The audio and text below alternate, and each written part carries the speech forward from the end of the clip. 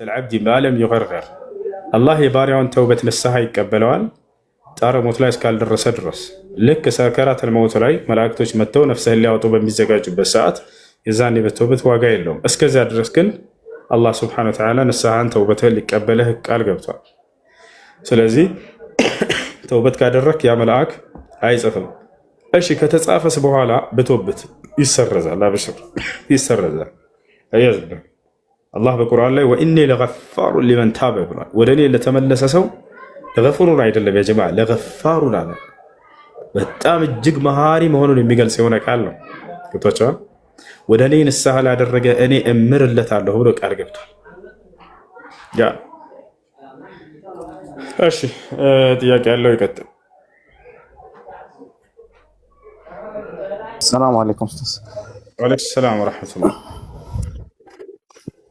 እንትን ሱረቱል በቀራ አንቀጽ 87ኛ ላይ ማለት ነው ነቢያቶችን እንደሚገሉ ይናገራልና እዛ ነቢያቶችን ይገላሉ ብሎ ተፍሲር ኢብኑ ከሲር ላይ እንደ ምሳሌ ቢጠቅሳቸው የህያና ዘከሪያ ነውና ይሄን እንደ ማስረጃ ልንጠቀም እንችላለን ወይስ እስራኤልያት ነው? በጣም ጥሩ አመልሰላል። ኮሜንት ላይ ኮሜንት ያሳቀኝ ነው። በቀደሙ ላይ ነው እብድ ጀነት ይገባል እያለች ነው ዜድ የእብዶች ጠበቃ ማሻአላህ። እብዶች ጀነት ይገባሉ ወይ? እንግዲህ ቅድም እንዳልኳችሁ የአእምሮ ህመምተኛ ወይንም እብድ የሆነን ሰው እንዲሁም ደግሞ የነብያት ትምህርት ያልደረሳቸው ትውልዶች እንዲሁም ህፃናቶች እንዲሁም አህለል ፈትራ እነዚህ አራቱ የአእምሮ ህመምተኛ የሆነ ሰው በዚህ ዓለም ላይ ህፃን ሆነው የሞቱ የሌላ እምነት ተከታይ ህፃናት ልጆች ከሃዲያኖች ልብ በሉ። የአይሁድ፣ የክርስቲያን፣ የሂንዱይዝም፣ ቡድሂዝም የትኛው ህፃን ሆነው የሞቱ የእነርሱ ዕጣ ፈንታ የሁለቱ። ሶስተኛ በነቢይና በነቢይ መካከል ዘመን ሆነው ያለፈውንም ነቢይ ያላገኙ ቀጣዩንም ነቢይ ያላገኙ ምንም የነቢይ ትምህርት ያልደረሳቸው የአምላክ ትምህርት ያልደረሳቸው አያችሁ። እነዚህ ምንድነው ዕጣ ፈንታቸው?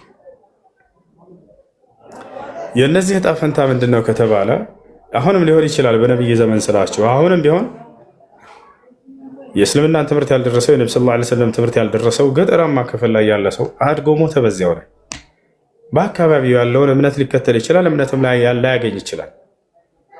ለምሳሌ መስቀል አንጠልጥሎ ክርስቲያን ነው እንበል፣ ግን እስልምና የሚባለውን ትምህርት በህይወት ዘመኑ ሰምቶ ሳያውቅ ሞተ። ይሄ ሰው አደገ፣ በዚያው ላይ አረጀ፣ ሞተ። ይሄ ሰው ጀሃነም ይገባል ወይ? ጀሃነም አይገባም። ታዲያ ምንድን ነው የሚሆነው ከተባለ አላህ ሱብሓነሁ ወተዓላ የትንሣኤ ቀን ይቀሰቅሳቸዋል። የትንሣኤ ቀን ይቀሰቅሳቸዋል። ለዚያም ለህፃኑ ልጅ የሚያገናዝብበትን ንጹሕ አይምሮ ይሰጠዋል። ለዚያም ለእብድ አይምሮ ለሌለው የሚያገናዝብበት አይምሮ ይሰጠዋል። እነዚህንም የነብይ ትምህርት ያላገኙ ባሉበት ሁኔታ በንጹሕ አይምሯቸው ይቀሰቀሳሉ። የነብይ ትምህርት አልሰሙም በዘመናቸው። ታዲያስ መልእክተኛ ልክ እንደ ምድራዊ ሰው ፈተና ይመጣላቸዋል። በአላህ እመኑ ተብለው ይላክላቸዋል። አምነናል ካሉ እነዚህ ሰዎች ወደ ጀነት ይገባሉ። አይ አናምንም አምላክ አላህን ካሉ የዛኔ ወደ ጀሃነም ይገባሉ። ስለዚህ የእነርሱ ጉዳይ አምሩሁም ኢለላሂ ዐዘ ወጀል የእነርሱ ነገር ወደ አላህ ነው አሉ ነብዩ ሰለላሁ ዐለይሂ ወሰለም ሲናገሩ በአንድ ሐዲስ ላይ እና ስለዚህ ነገ የትንሣኤ ቀን ይጠይቃሉ እንጂ ወደ ጀሃነም የሚያስገባቸው አይደለም። አምላክ አላህ ፍትሃዊ የሆነ አምላክ ነው። ነብይ ልኮ ያን ነብይ አልቀበልም አሻፈረኝ ያለን ሰው እንጂ ነብይ ሳይደርሰው ማንንም የሚቀጣ አይደለም። ቃል በቃል በቁርአን ላይ ሲናገር ወማ ኩና ሙዐዚቢነ ሐታ ነብዐሰ ረሱላ ይላል። እኔ ነብይ ሳልክ የሚቀጣ አይደለሁም ብሏል። እሺ ቅድም ያነሳው ጥያቄ ወንድማችን ከታች ያለው ረያን እንደ ማስረጃ ልናደርገው አንችልም። እንደ ማስረጃ ልናደርገው አንችልም። እስራኤልያት ነው፣ ከእስራኤልያት ነው።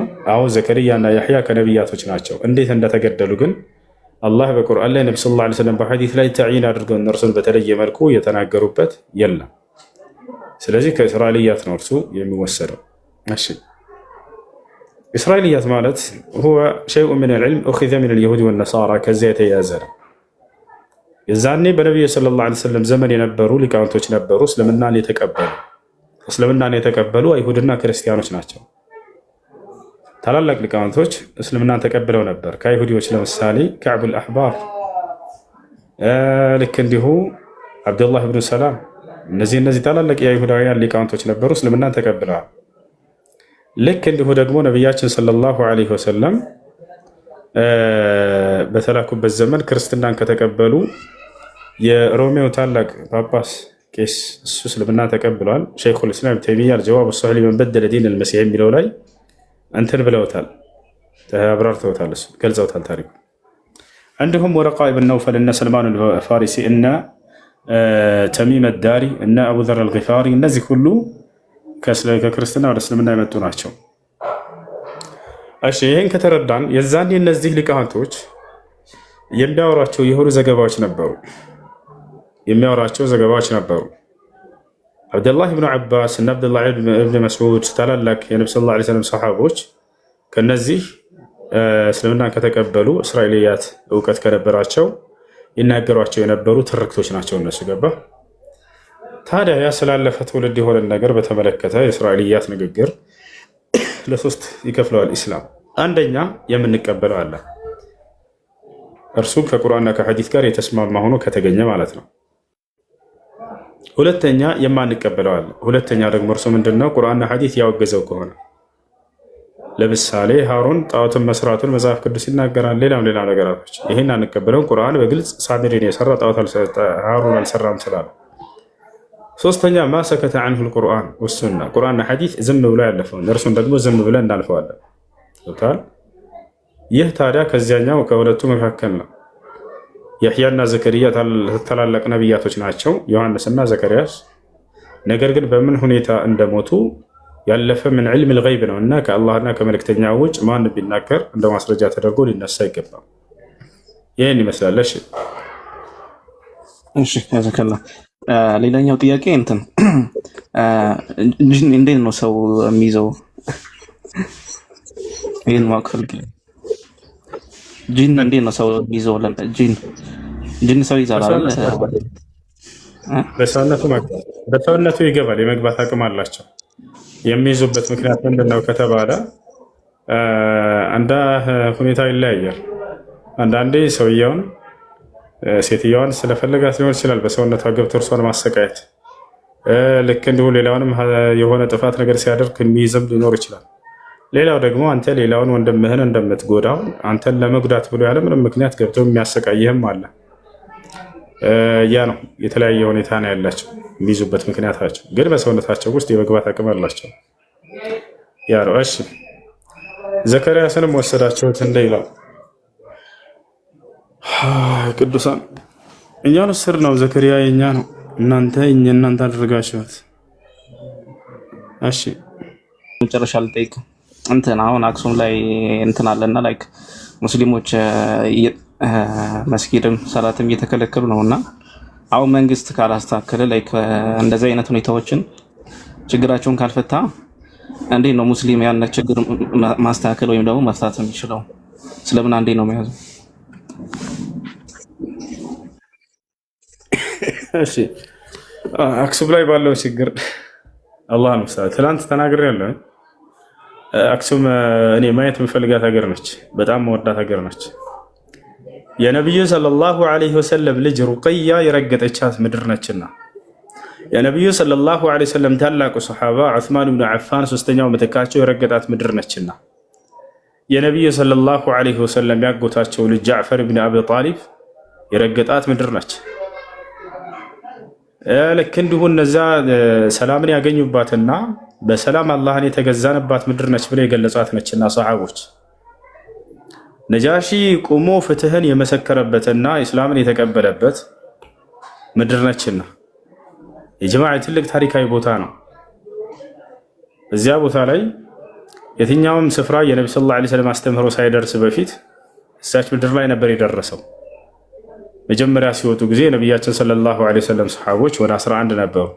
በቀጣዩ ላይ ወደ 80 ምናምን ሆኑ። ሁለት ጊዜ ነው ስደት ሂጅራ ያደረጉት። የመጀመሪያው ሲሳደዱ ከነበሩት የነብዩ ሰለላሁ ዐለይሂ ወሰለም ሰሃቦች ውስኖች ነበሩ። በቀጣዩ ላይ በጣም በርካታ ሆነው መጡ። ለምን ሁለት ጊዜ ከተሳደዱ ከተባለ መጀመሪያ እንደመጡ ትንሽ እንደቆዩ በቃ የመካ ከሃዲያኖችን ማመኑ ንጉሶችን ማመኑ ሰላም ሆኗል ተረጋግቷል ብለው ሸወዳቸው የሆኑ ሰዎች የተሳሳተ ዜና ሰጧቸው። ከዚያ በኋላ ሲሄዱ ውሸት ሆኖ ተገኘ። ወዲያው እነሱ ተመለሱ። ሲመለሱ 80 ምናምን ሆነው ተመለሱ።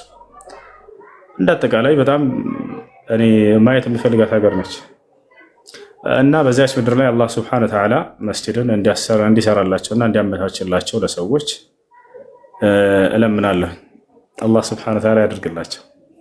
እዚያ ቦታ ላይ ትልቅ መስጂድ ተሰርቶ ተራዊሕ ሶላት እንደው የማሰግደው መጀመሪያውን ይሁን በጣም ደስ ይለኛል። ምክንያቱም ያ ቦታ ሰሃቦች የሰገዱበት ምድር ነው።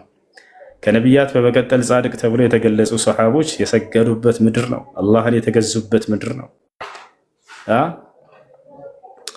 እና ኢንሻአላህ ወደፊት ደግሞ ይሆናል። መካ ላይ ቤተክርስቲያን ስሩልን እንዳትሉ እንጂ ቅዱሳን እንደዚያ ብላ ይምራቸውን ተዘንተም ብላቸዋል። ለአንደዛ ይሄ አንድ የሀገር ልጆች ናቸው። እዚያ ሀገራዊ ሰው ብትሆን ኑሮ እዛ መጠየቅ ትችል ነበር። እዚያ ሄዳቸው ወደ ፖለቲካ ውስጥ ጠምዝዘው አዙረውታል። ይሄን ነገር ፖለቲከኞች ገብተው እንጂ ከፖለቲካ ጋር የሚያያዝ ነገር አልነበረም። ቤተ አምልኮ ሊሰጣቸው ይገባል። የአንድ ሀገር ነዋሪዎች በዚያው ላይ በነቢያችን ሰለላሁ ዐለይሂ ወሰለም ዘመን የነበሩ አይሁዲዎች ራሳቸው አምልኳቸውን ይቀጥሉ ነበር። ክርስቲያኖች ራሳቸው አምልኳቸውን ይቀጥሉ ነበር። አንድም ቀን ግን አልከለከላቸውም። ውጡ ከዚህ ምናምን ላ ነቢዩ ሰለላሁ ዐለይሂ ወሰለም ያን ነገር አልከለከሏቸውም ነበረ። ይወታቸዋል። ነገር ግን ሊጋደሉ ባሉ ጊዜ ነው በቃ እኔ መጥቻለሁ፣ መዲናች የተቀደሰች ሀገር ነችና መዲና ከዚህ ቤተክርስቲያኖቻቸውን አፈራርሳለሁኝ እናንተም አፍርሱ ውጡ ምናምን አላሏቸውም። ገብታቸዋል። ነገር ግን ይህን ነገር ማድረግ ተገቢ አይደለም። አላህ ያግዛቸው። አላህ ለሁሉም በመካከላቸው ሰላምን ያስፍን። በመካከል ገብተው ይህንን ስራ የሚሰሩ ፖለቲከኞችን ከመካከላቸው አላህ ያርቅላቸው ለሁላቸው። አይ እሺ ካልተስተካከላቸው እንዴት ነው እንዲስተካከላቸው የሚደረገው ነው ጥያቄ። እንግዲህ ካልተስተካከለ ሊስተካከል የሚችለው የምናደርገው እኛ ሄደን እዚያ መስጂድን መስራት ኢንሻአላህ። ወደ ቁም ነገር ስንመጣ የሀገሪቱ መጅሊስ ይሄን ነገር መፍትሄ ቢያደርግ መልካም ነው። ከመንግስት ጋር ከሀገሪቱ ባለስልጣናቶች ጋር በመነጋገር ለሁሉም ተስማሚ የሆነ ነገር ማድረግ። ክርስቲያኖችንም መግፋት አይቻልም፣ መጉዳት አይቻልም። በዚህ አካባቢ ያሉትን እነሱ በራሳቸው ይሆናሉ። የዛች ሀገር ተወላጅ የሆኑ ልጆች ደግሞ ሙስሊሞችም የራሳቸው የሆነ ቤተ አምልኮ እንዲሰጣቸው ማድረግ ነው። ገብታችኋል? ነቢያችን ሰለላሁ ዐለይሂ ወሰለም ላ ተተመነው ሊቃል ዐዱው አሉ። ከጠላት ጋር ተገናኝታችሁ መገዳደልን መፋለምን እንዳትመኙ ብለው ተናገሩ። ወሰለላሁ አልዓፊያ አላህ ሰላም እንዲያሰፈን ተማጸኑ ብለው ተናገሩ። ከጠላት ጋር ተገናኝታችሁ በመዋጋት በመጋደል የሚለውን መንገድ አንሄደውም ለማለት ፈልጌ ነው። ገብታችኋል? እና በድርድር በሰላም ቢሆንና ጫማ እየፈለክ ጠፍቶኝ ነው እና እንደዚያ ነው መሆን ያለበት ነው ልጆች። ገብታችኋል? እና እናግዛቸው። ሀይ እሺ ቅዱሳን ሰላም አለይኩም። እሱ ወአለይኩም ሰላም ወራህመቱላህ። አንድ ጥያቄ አለ። ነቢያችን ሰለላሁ ዐለይሂ ወሰለም ከመሞታቸው በፊት ሰለዋት ይወርድላቸው ነበር በእነሱ ጊዜ በህይወት እያሉ?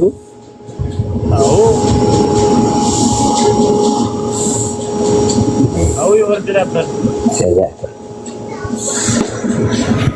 ጀዛከላ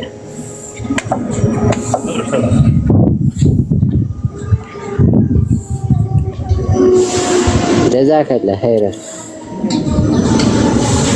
እሺ ልጆች ወደ ገበያ ልሄድ ነው። የደጋንን ገበያ ላሳያችሁ ነው። ኧረ በአላህ ፈረንጆች ሁላ መጥተዋል ዛሬ ይታያችኋል።